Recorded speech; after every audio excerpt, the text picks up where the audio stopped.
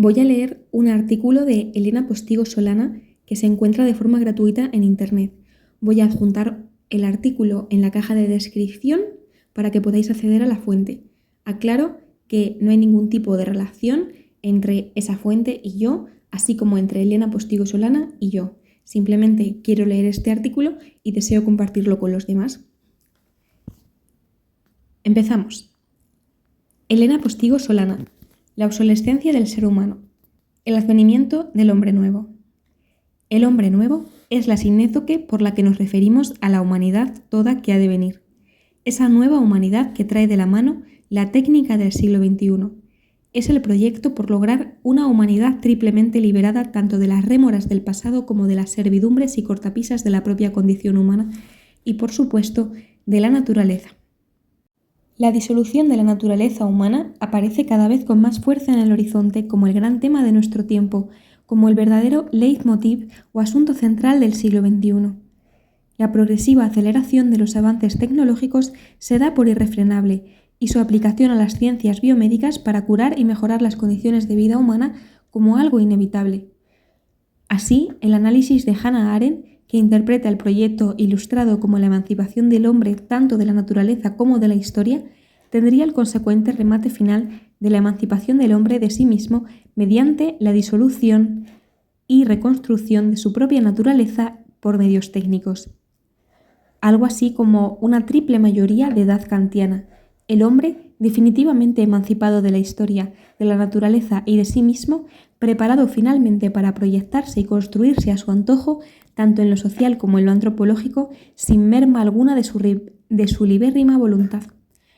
Algo parecido a lo planteado por el transhumanismo contemporáneo, paradigma que considera la tecnología como un medio para alterar, alargar y mejorar la vida del ser humano, llevándola incluso hasta sus últimas consecuencias, la capacidad de no morir y la creación o producción de un poshumano. Sin especificar bien de quién o qué estaríamos hablando, si de un cyborg, mitad cibernético, mitad orgánico, o de otra especie que viva más y mejor. No voy a entrar en el presente artículo en un análisis detallado de esta corriente, lo hice en escritos anteriores, tampoco en las implicaciones bioéticas que plantean su aplicación práctica.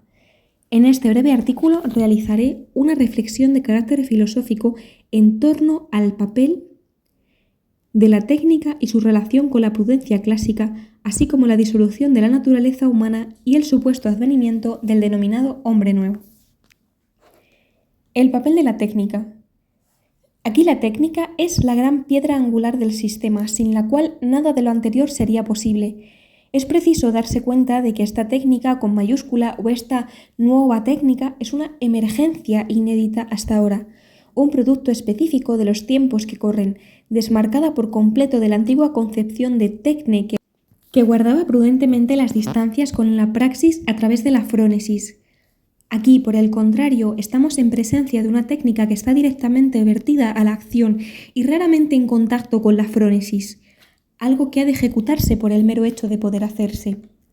Es bien sabido que no todo lo técnicamente posible es éticamente lícito, y en el umbral entre la idea posible, su elaboración técnica y su aplicación está la frónesis, la recta ratio latina o prudencia. Así, en el despliegue de su imparable avance, la técnica ha ido revelando su carácter de voluntad schopenhaueriana al imponerse sin motivo ni argumento, irracionalmente, como lo hiciera una fuerza de la naturaleza, porque sí, porque puede, porque una vez desencadenada ha de agotar por completo su energía en pura acción. Arriba de este texto aparecen unas letras en grande que dicen así: no existe una reflexión sobre hacia dónde vamos como especie. Hablamos exclusivamente de los medios y muy poco de los fines. Continuamos con el artículo. A veces dará la impresión de remitir, pero, como el motivo recurrente de una sinfonía de Beethoven, irá encumbrándose poco a poco con cada escalada repetitiva hasta terminar imponiéndose en la apoteosis final, que en el caso de esta técnica no es sino la de llegar a constituirse en el motor ciego de la historia.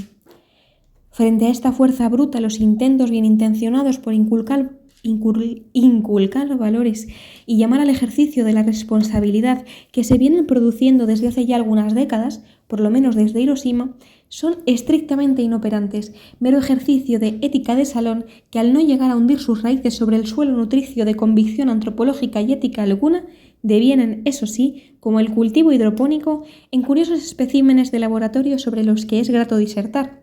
Está de moda hablar de bioética, hacer códigos y protocolos éticos, pero todos ellos son como un muro de contención dispuesto a posteriori que en el momento en que hay intereses superiores vienen cambiados o justificados a conveniencia.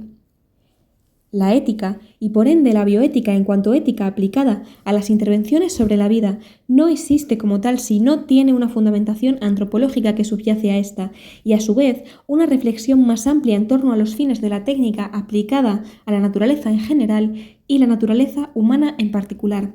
No existe una reflexión sobre hacia dónde vamos como especie. Hablamos exclusivamente de los medios y muy poco de los fines. Hoy en día asistimos al multiplicarse de códigos deontológicos que quedan inutilizados o, en el mejor de los casos, sometidos a una interpretación meramente legalista.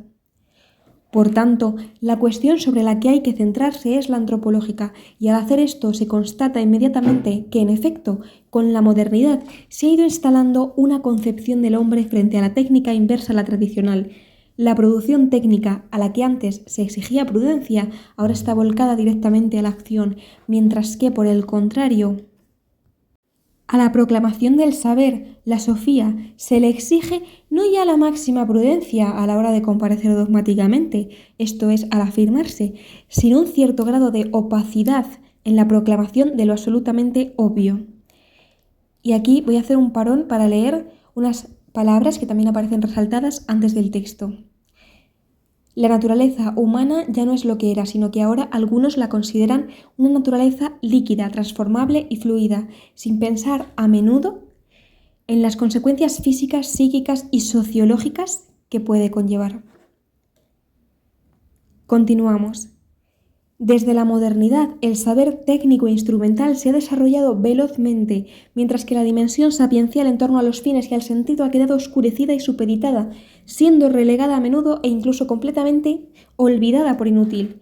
Lo útil ha olvidado lo aparentemente inútil, lo no productivo, en una suerte de ignorancia consentida. Son cambios que desde luego apuntan hacia una mutación profunda de las creencias antropológicas, de la idea que se tiene en Occidente sobre el ser humano. La visión por ahora es borrosa, de transición, a medio camino, entre la concepción integral del hombre que hunde sus raíces en los griegos y la que se inicia en el siglo XVI con el Renacimiento y la Reforma, y va orientada hacia el hombre absoluto. Absoluto. Y aparece esta palabra dividida por un guión, ab-soluto. Seguimos, aquel que ha cortado con todo el ligamento, tanto trascendente como natural o material. Lo que sí está claro es que con apenas la inversión de la importancia relativa de las dos parejas de categorías nosiológicas y aristotélicas, frónesis y sofía, tecne y epísteme, se ha abierto la puerta al advenimiento de esta nueva técnica y con ella al fragor un magno cambio antropológico. Con la técnica actual, en particular con la biología molecular y la genética, pero no solo, podemos alterar las bases mismas de la vida humana, ir más allá de los límites genómicos, o al menos así piensan algunos científicos. Podemos alterar nuestro cuerpo mediante operaciones y cambios hormonales para conducirlo hacia donde nuestra conciencia desea. Podemos incluso llegar a sentirnos animales si lo deseamos. Véase el caso de la mujer que se siente reptil o gato, así como el joven que se siente elfo. Podemos generar embriones a partir de células madres sin la necesidad de los gametos, posibilidad ya practicada en ratones. Podemos producir úteros artificiales para seguir el desarrollo de otras especies, sin excluir que un día se pueda utilizar para humanos.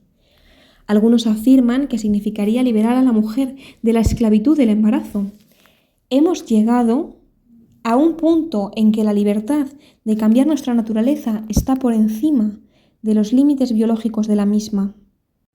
La naturaleza humana ya no es lo que era, sino que ahora algunos la consideran una naturaleza líquida, transformable y fluida, sin pensar a menudo en las consecuencias físicas, psíquicas, sociológicas y ecológicas para la vida, la salud y la integridad de las personas y del resto de los seres vivos. Es un paso muy serio y muy grave y se está realizando con una frivolidad pasmosa, sin reflexionar debidamente sobre cuáles podrían ser las consecuencias para las próximas generaciones.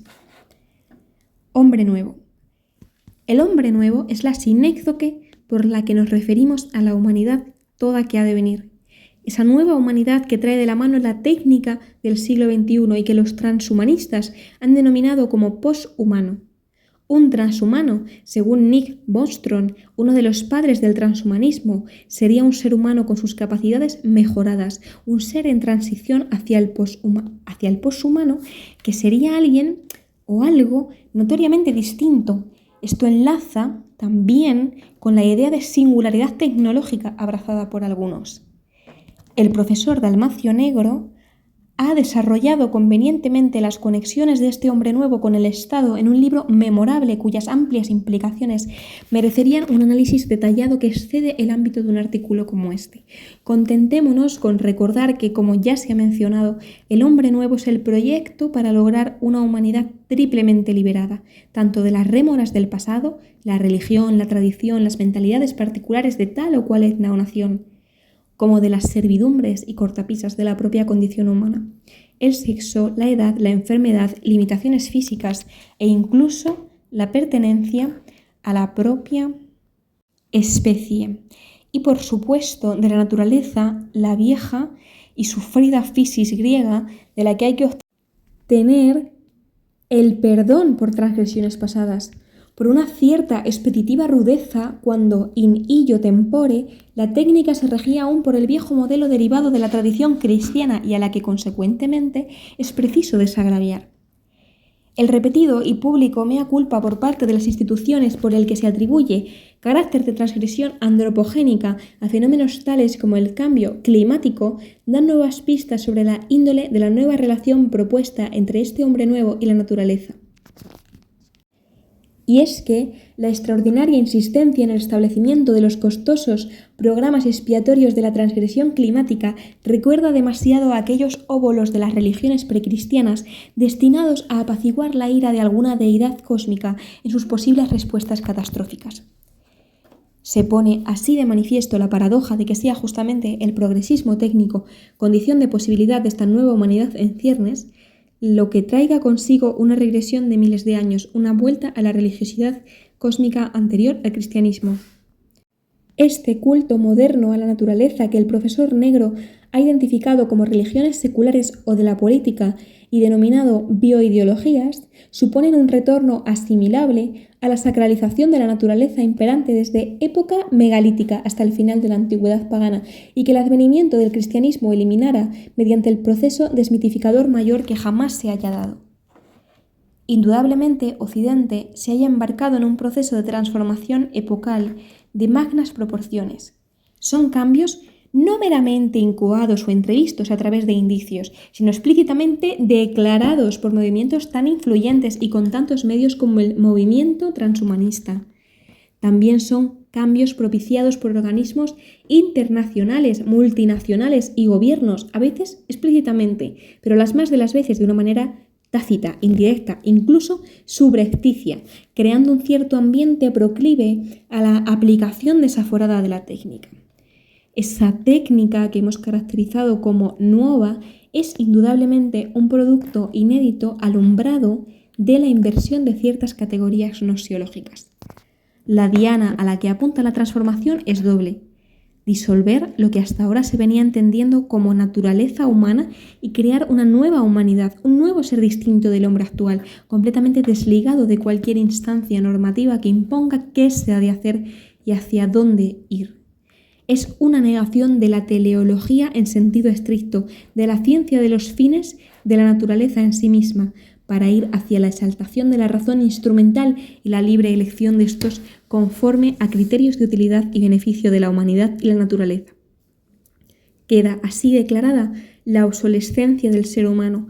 Este es considerado como un momento más de mera transición hacia otro ser más perfecto. Todo ello a merced de nuestra voluntad y los límites que nos queramos poner mediante el consenso y las leyes. Por mucho que la obtención completa de estas aspiraciones de transformación sea poco menos que inconcebible, la amenaza de irrupción en nuestras sociedades no lo es. Por lo tanto, considero necesario e indispensable que que como primera providencia en las próximas décadas los responsables de las instituciones públicas y privadas involucradas en el amplio espectro del desarrollo tecnológico, universidades, centros de investigación, empresas, bancos, gobiernos y mentores culturales, desarrollemos en paralelo y de forma intrínseca a la producción tecnológica y biotecnológica programas de recuperación de esa dimensión sapiencial, antropológica y ética que está siendo anulada, ignorada o en el mejor de los casos relegada a la condición de mero adminículo insertable a posteriori para tranquilidad de las conciencias. Solo así, mediante una reflexión sapiencial sobre quiénes somos y hacia dónde queremos ir como especie, adquirirá sentido todo lo que hacemos, obraremos con prudencia, con responsabilidad y precaución frente a las próximas generaciones y no correremos el riesgo de atropellar nuestra propia existencia, la del ser humano y la de la inmensa naturaleza que nos circunda.